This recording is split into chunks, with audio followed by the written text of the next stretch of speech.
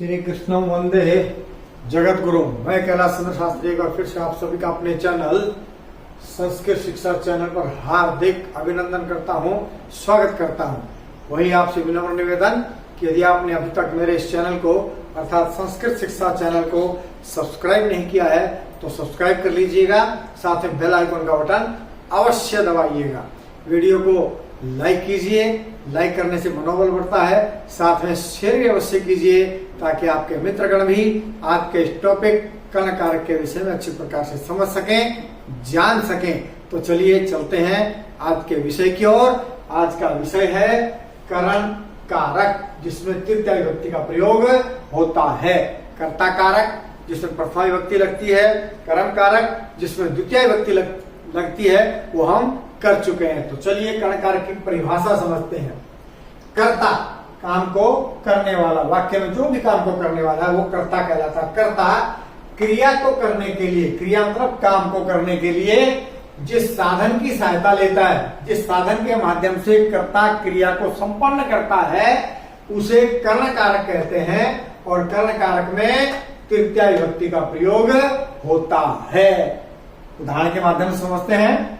जैसे छात्र है कलमेन लिखती, छात्र काम कर रहा है तो इसलिए करता है। क्या कर रहा है? ये लिख रहा है। लिखना क्या हो गई? क्रिया। किसकी सहायता से लिख रहा है? कलमेन, कलम की सहायता से। ये कर्ण कारक है और इसमें तृतीय विभक्ति का प्रयोग हुआ है। छात्र है कलमेन लिखती, छात्र कलम से लिखता है। दूसरा उदाहरण है बालकः कन्दुकेन क्रीडन्ति, बालक गेंद से खेलते हैं। तो बालक किससे खेल रहे हैं? गेंद से।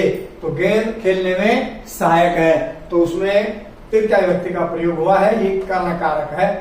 गजः सुंडेन जलम पिबति, गजः हाथी, सुंडेन सूंड से, जलम मैंने पानी, पिबति पी रहा है। तो जलम है कर्म कारक जहां द्वितीय विभक्ति का प्रयोग हुआ है, लेकिन वो किसकी सहायता से पानी पी रहा है? सूंड की सहायता से, इसलिए सूंड में तृतीय विभक्ति का प्रयोग हुआ है सुंडेन। गजः सुंडेन जलम पिबति। तो अब आप अच्छे से समझ गए होंगे काम को करने वाला कर्ता है और कर्ता जिसकी सहायता से कार्य को संपन्न करता है उस सहायक सामग्री को कर्ण कारक कहते हैं और उस कर्ण कारक में तृतीय विभक्ति का प्रयोग होता है।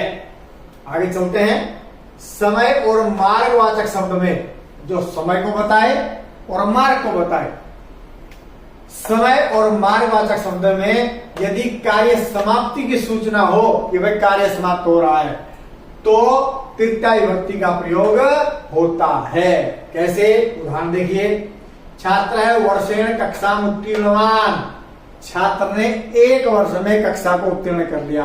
तो समय की सूचना है, समय कितना है? एक वर्ष है।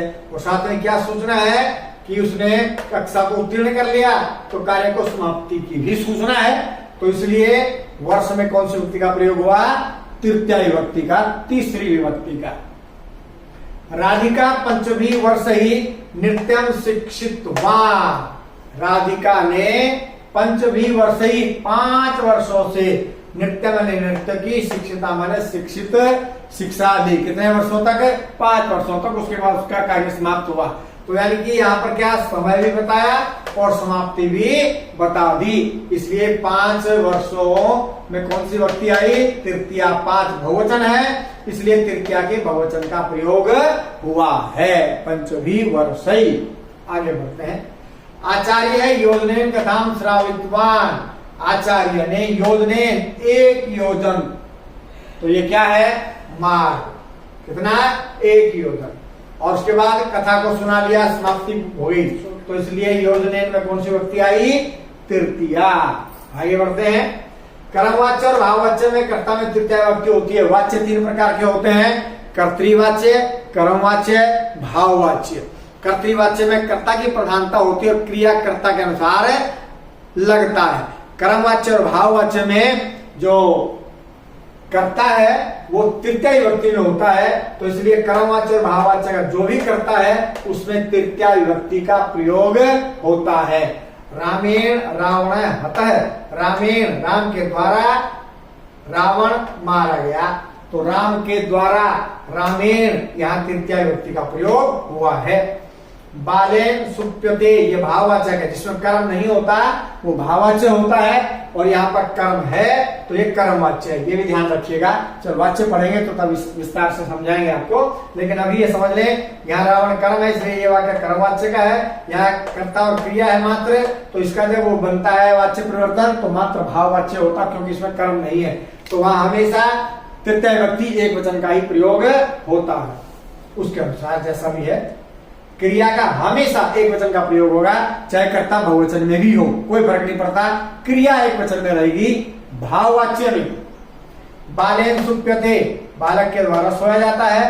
अश्वई धाव्यते, घोड़ों के द्वारा दौड़ा जाता है। अब अश्वई बहुवचन है लेकिन क्रिया कहाँ की है, एक वचन की। भाववाच्य में क्रिया हमेशा एक वचनांत होती है। नंबर 3, लक्षणवाची शब्द। लक्षणवाची शब्द मतलब कोई ऐसा लक्षण जिससे हमें पता चले कि भाई ये ऐसा है इसके कारण। तो देखिए, लक्षणवाची शब्द अर्थात जिससे पहचान हो, उसमें तृतीया विभक्ति का प्रयोग होता है। कोई ऐसा लक्षण जिससे हमें पता चले कि भाई ये तो ये है, तो उसका उदाहरण देखते हैं। जैसे स जटाभि साधु प्रतीयते, से वह, जटा भी जटाओं से, तो ये उसका क्या है, लक्षणवाची है, पहचान है ये। तो इसलिए कौन सी विभक्ति आई, तृतीया, बहुवचन है इसलिए जटा भी प्रयोग किया। तो वह जटाओं से साधु प्रतीयते, साधु प्रतीत हो रहा है। तो जटाओं से यहाँ पर कौन सी विभक्ति आएगी, तृतीया। ये लक्षणवाची लक्षण को बता रहा है। आगे पढ़ते हैं। अयम परिधानेन छात्र प्रतिभाति। अयम यह परिधानेन, परिधान से, ड्रेस जिसको अंग्रेजी में कहते हैं, उस ड्रेस से, परिधान से छात्र प्रतिभाति, छात्र प्रतीत होता है। तो उसको कैसे, क्या लक्षण है उसका, ड्रेस का होना, परिधान का होना, इसलिए परिधान में कौन सी विभक्ति का प्रयोग हुआ, तृतीया विभक्ति का। आज के लिए इतना ही, इससे आगे अगली वीडियो में। तो तब तक जय भारत, जय भारती।